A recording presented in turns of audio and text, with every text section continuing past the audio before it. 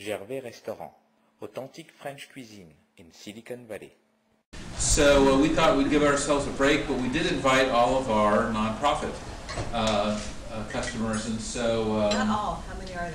Well, there's over 1,000. So we invited some of them.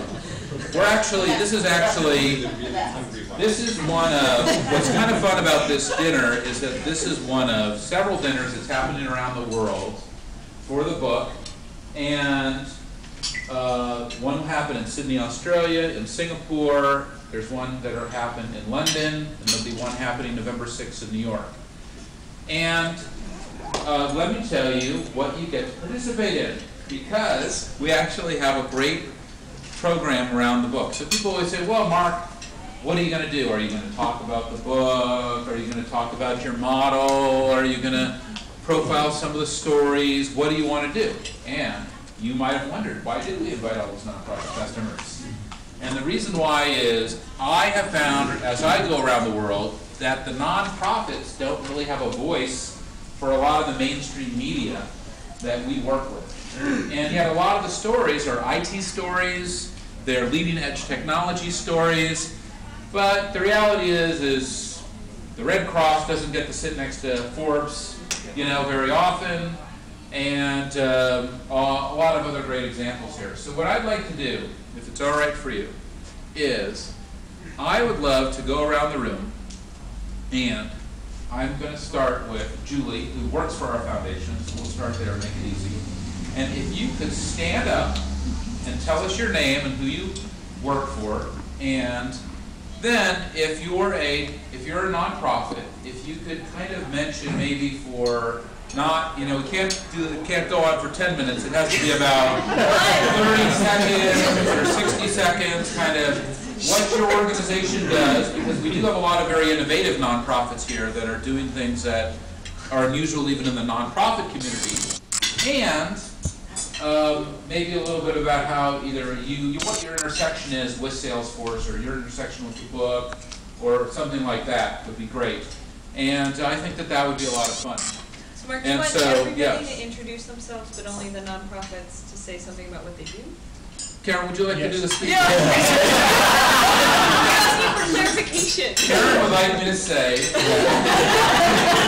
she wants everyone to introduce themselves, but only the nonprofits to kind of add that extra 30 or 60 seconds on kind of what they do and what their intersection is with the book. And so we'd like to have some fun with this. And Julie, why don't you stand up and tell us who you are and what you do and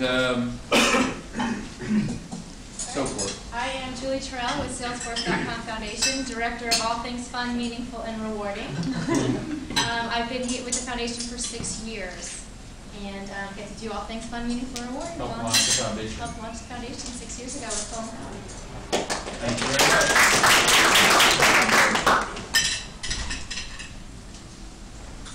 Not entirely clear, but I think I'm just supposed to introduce myself. My name is Sarah Duxbury. Sarah, you can say whatever you want. I'm a reporter. I cover nonprofits and for the San Francisco Business Times. Thank you very much. I'm Greg Price with Volunteer Match.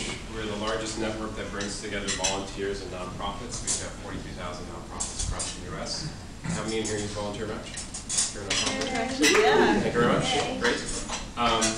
We have been using Salesforce for 3 years. I manage the team that brings in earned revenue. So we sell to corporations like General Mills and Ford, and to the Red Cross, other large national nonprofits, to provide a platform to manage their employee volunteering or their a platform for volunteer recruitment. And we where did you work before? At Oracle for natural. And then this is more. I'm a Catholic, so this is more penance to go to a nonprofit now after the experience. So I've changed hats. But no, it's just a great combination. Using Salesforce, we manage territories across the U.S., accounts across the U.S. We just launched on the Apps Exchange, so users can now download a volunteer application from the Apps Exchange, and then our content, our huge database of volunteer opportunities are now available on the Apps Exchange. Thank you very much. Good evening. My name is Christelle DeRouvre. I work for College Track. College Track is a small after-school program that started in East Palo Alto, moved to Oakland, and is planning on moving to San Francisco in the next academic year. As the name suggests, it helps students stay on track to manage all the different hurdles that need to be managed to get to college. Who are your founders? Our founders are Lorraine Powell and Carlos Watson, who met at Stanford. And we actually started at Chroma, which my neighbor was principal at, so a lot of connections.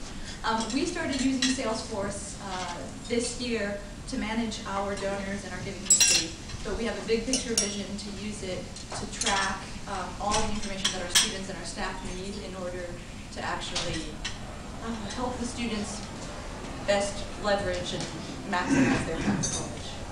So I just want to say a big thank you to the foundation, in particular to Steve Wright, just for taking our problem seriously, for spending time on the phone talking to us, and for putting us in touch with people like you who want to donate their time. So it's been really wonderful. Thank you very much. Gervais Restaurant, authentic French cuisine in Silicon Valley. Database so that when we need people who have expertise in sheltering, we can get them quickly and we have them in one place. When we need somebody who's a communicator, like many of you folks, we'd be able to grab them very quickly. Finally, we can do that. We have a place where all of our volunteers are in one database. In addition to that, we can take all of our partners, including Volunteer Match, including Salvation Army, and all the other organizations that play a role in this disaster response world that I live in, and know what they can do. Know that a certain church can be a shelter and what it has. It's got showers, things like that, in one place. We've never been able to do that before. And also, very, very importantly, when that surge of volunteers comes and people want to help out, we've got a place where we can accommodate them, put them into a database that won't melt down. And so, boy, we're really grateful for the stuff that we've been able to do with the relationship. I might add one more thing. David Shelhay is a member of our board of directors, and he is one of the smartest guys I know. Really appreciate it. Thank you very much. Very good. Hello, I'm Kat Mulhall. I work for the NewsHour with Jim Lair on public television, and we have a small bureau out here in San Francisco. There's 3 of us, and so I'm a sort of a general assignment producer for the NewsHour, and this has just been very interesting. There are a lot of things, but it's good to find out what's going on in the nonprofit world. So thank you. Hi everybody, my name is Lee Davis. I'm the co-founder and director of an organization called Nest. We're an international nonprofit. I have to say this is the first event that I've been invited to. It's very rare that a nonprofit goes to an event where you have Rumbauer Chardonnay for dinner. That's schlocky crap that I'm accustomed to. So I have to first thank the foundation for that opportunity. Our work at Nest is focused on the developing world. We work on issues of poverty and social injustice, primarily in Latin America and Eastern Europe. We are a little bit of a strange animal in that we work kind of like a venture capital company, but we invest in businesses called social enterprises. These are businesses that are owned and operated by nonprofit organizations, and they create employment opportunities and others for marginalized communities, from indigenous women to people with mental health or intellectual disabilities in developing countries. What's our connection to Salesforce? About 4 years ago, and I don't think Mark knows this actually, a woman on our advisory board named Hillary Mendelson in Los Angeles was hearing me kvetch and bitch and moan about sending Excel files to our office in Budapest and Word documents to Santiago, Chile, and trying to keep track of all of this stuff. And she said, I know just the guy you have to meet. So she sent an email to Mark. He was kind enough to introduce us to the foundation. 4 years later, Salesforce is basically the platform for managing all of our work on 3 continents with over 900 social enterprises that we work with. And the book is about 1% in these 3 areas. We're actually a 3% benefit because we have benefited in all 3 areas. In equity, in terms of we're one of the winners of a Turn It Up grant from the Salesforce Foundation. We're integrating Salesforce in all aspects of our work. We're using 6 or 7 of the apps exchanges, and we've adapted Salesforce in a lot of different ways in managing our fundraising, in managing our relationship with our donors, with tracking the performance of all the social enterprises that we work with, as well as monitoring our outreach, our marketing, and communication strategy. So it's become like a fundamental platform for all of our work. And as we expand into Peru, for example, Salesforce is the platform for that whole consortium of Peruvian organizations. So it's really become a fundamental part of how we work. Then we have a Salesforce volunteer, Annika, who basically said, tell me what you want to do and we'll make it happen. So we have this wish list and she's like checking them off one by one. We'd love to be able to do this, and then it happens overnight. And then thirdly, what is it? Equity, time, and what's the third one? Oh, the product. So we've been using Salesforce for 4 years. Sorry, a little bit of an oversight there. And as I said now, I mean, from the beginning when it was just like we need to have a database that Budapest and Santiago can look at and see who all of our entries are, to managing all of our calendars, and we're all traveling and sharing calendars and keeping track of meetings, everything to all of our mailing of our newsletters, the vertical response, and all the app exchanges. So it's really, I have to say, a unique kind of corporate relationship where it's like a holistic approach and not just a transactional relationship that I would say sometimes is the way it often it works. So that's cool. Thank you very much. Hello, my name is Joseph Nuzon. I'm the Executive Director in Nonprofit Services for Network for Good, powered by Groundspring. And we help nonprofit organizations enhance their effectiveness through online technologies in 4 ways. First, through online donations. Second, through our email tool that we have. Third is through our training and tactical strategies on how to use the internet. And our 4th way, and why I'm here, is because we're actually creating a nonprofit instance of Salesforce.com for all nonprofits. And we're turning it into a very easy-to-use fundraising database. But Network for Good, I'm most proud of this. In 2005, we helped 12,000 nonprofits use the internet to raise $42 million online. And we also completed a merger of Network for Good and Groundspring during that year. And it's very unusual for nonprofit mergers to succeed. It's actually happened, and we're actually making it succeed, so I'm pleased with that. But at Groundspring, we've been using Salesforce for about 3 years now. We use it for, obviously, because we sell our internet services. We use it as web to lead. We use it in our customer service area to manage our customers through services. And then, of course, all the other things in App Exchange, like vertical response, demand tools, and what we're going to make happen for the network, for the nonprofit community nationally. Thank you very much. And also, we use your product at Salesforce. I think we raised some money for Katrina relief, and also for, was that for the tsunami, Asian tsunami? How much did we raise for the for Katrina relief using their product? Pretty. Over $1 million. Over $1 million from our customers were able to make direct contributions from our homepage. Right. And also, I think for the for Katrina, we also for the tsunami. Yeah. You know, like all of you, I walk through a world that is mostly discontinuous and full of doubt, and it's just nice to witness something that is so clearly doing good in the world. I also am standing between many of you and your entrees, so I'll stop now. If you want to get a hold of me, I'm qhardy@forbes.com. Thank you very much. And with that, improve. So kudos to all of you, and also to Mark, who I've known since he was just a little boy. You know, growing up to be a good person. thank you.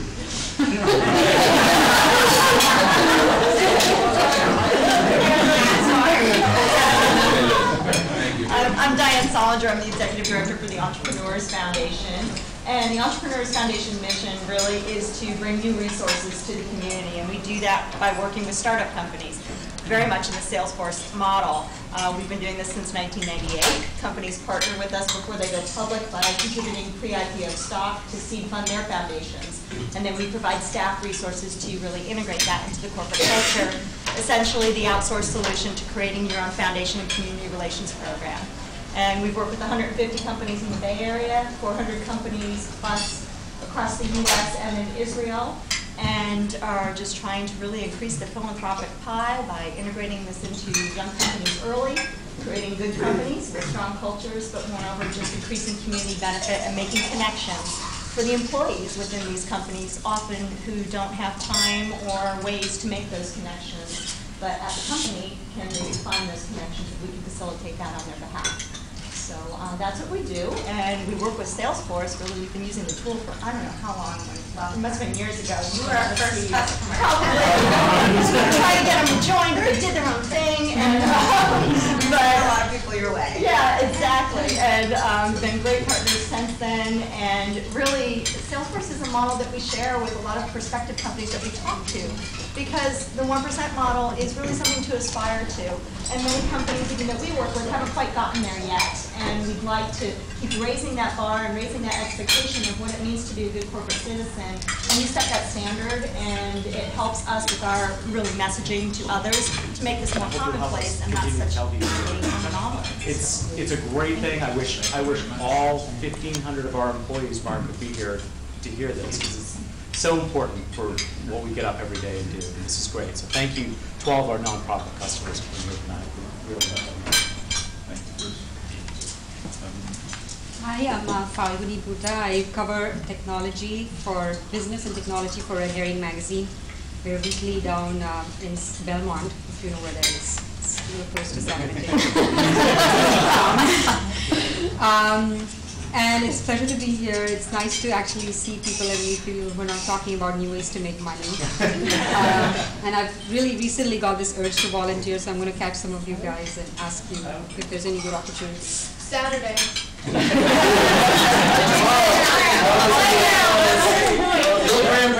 I'll give you a call tomorrow. Hi everyone, I'm Michael Funk. Well, I'm glad to have this chance because I've been explaining what this card says most of the night. It says Moss Beach Homes, so people think I snuck in as a real estate developer. But our statewide organization is called Moss Beach Homes because 30 years ago it started as a group home for boys in Moss Beach, California. And now the largest program, it's known as Aspira Foster Care, which is the largest child welfare agency in the state of California with 30 locations, 500 employees. I happen to be half-time the Director of Policy and Partnerships for the larger agency, but the founder and director of the Sunset Neighborhood Beacon Center here in San Francisco. And some of you might know of the program we also host called Experience Corps, which has had a lot of national press about engaging older adults. It's kind of like the AmeriCorps for older adults. And we are the host for that in California. And it's a great agency in the sense that working with primarily children who need care and support at probably the most vulnerable time of their life, and moving from that intense range of service to working on the prevention side, free after-school programs for kids, and working with the full spectrum in between. The partnership with Salesforce, as Suzanne said, has been amazing. It has been almost weekly, not only with Suzanne, Megan, Julie, but I also play Steve Wright in racquetball this week. I think that we're using the product to try we've adapted it to volunteer management on a large scale and to try to coordinate the work across a statewide footprint. But more important than that, I think Salesforce has, in an interesting way, been thoughtful about the way they've been a catalyst to get us to think about new things. In 2000 at the Beacon Center, we had 3 computers, no youth media, and today we're being written up nationally in Ed Review, Ed Policy, about a model after-school site on how we integrate technology and a model site for youth media development. All of those things were a catalyst from Salesforce Foundation to us. You ought to think about this and providing the support to get there. So it's great to be here. It's great to meet all of you, and thank you, Mike. Thank you very much. Thank you for being here. So my name is Leticia and I am the correspondent here for Les Echos, which is the French sister publication of the Financial Times. I write about business and technology, and what that means is I can pretty much write about anything I like, provided it has to do with technology, business, or innovation. So you guys read just right in, it's perfect. One reason I love to write about you is because there are two main reasons for this. One is I believe the French non-profit world has a lot to learn about what's going on in this country in terms of understanding that the business world is not a separate galaxy at best, but actually this amazing pool of resources and talents, and some incredible synergies obviously can and do take place. On the other hand, I also believe that French business people really need to read more stories that inspire them also on their end to embrace the non-profit world. So yeah, there are definitely a few people here I would love to speak with. Thank you. Gervais Restaurant, authentic French cuisine in Silicon Valley.